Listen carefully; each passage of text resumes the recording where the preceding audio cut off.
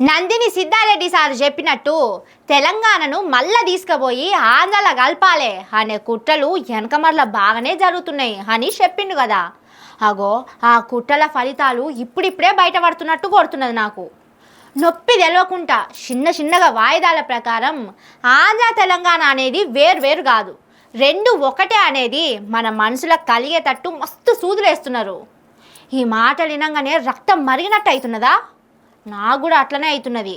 ఈ ముచ్చటింటే ఇంకింత కోపం వస్తుంది చూడుర్రి. కేసీఆర్ చెప్పినట్టు కైలాసం ఆటల పెద్ద పాము మింగినట్టు చేసే కార్యాలు చిన్నగా నడిపిస్తున్నారు. అవును, ఆంధ్ర నుంచి బదిలీల పేరుతోనే వచ్చి మనకు నౌకర్లు లేకుండా చేసిందనే కదా కొట్లాడింది. అగో బదిలీలు మళ్ళా మొదలైనాయి. తెలంగాణ రాష్ట్రం తెచ్చుకున్నాక ఏదైతే జరగొద్దనుకున్నామో దాన్నే చేస్తున్నది కాంగ్రెస్ సర్కారు. గురువు గారికి తెలంగాణ నిరుద్యోగుల గోసను దక్షిణగా ఇచ్చే పని చేస్తున్నాడు సీఎం రేవంత్ రెడ్డి. ఏపీ జెన్కోలా అసిస్టెంట్ ఎగ్జిక్యూటివ్ ఇంజనీర్ డ్యూటీ చేసే రాజేశ్వరి అనేటామెను తెలంగాణ టీజీఎస్పీ డీసీఎల్ కు బదిలీ మీద తీసుకొస్తున్నారు. అంటే మోసం మొదటికి వచ్చిందన్నట్టే కదా. 60 ఏండ్ల పోరాటాన్ని, అమరుల త్యాగాలను గంగల కలుపుతున్నారు. మీకు మాకు పొత్తు వద్దనే కదా తెలంగాణ కోసం కొట్లాడింది. మళ్ళా ఇప్పుడు ఈ బదిలీలేంది? ఆంధ్రోళ్ళు ఇత్తేస్తే పొత్తు కూడా పంట పండినాక పెత్తనం చేసే రకం. అసొంటోళ్ళు ఇక్కడికి వచ్చుడేంది?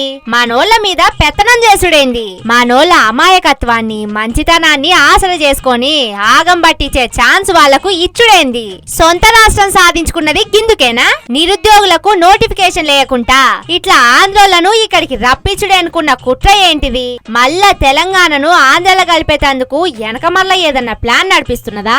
తెలంగాణ వస్తే అందరి బతుకులు మారుతాయి, ఆంధ్రోల దోపిడీ ఆగుతదని అగ్గి అంటు పెట్టుకొని ఆహుతైన అమరుల త్యాగాలకిచ్చే ఇల్వ ఇదేనా అని అడుగుతున్నారు.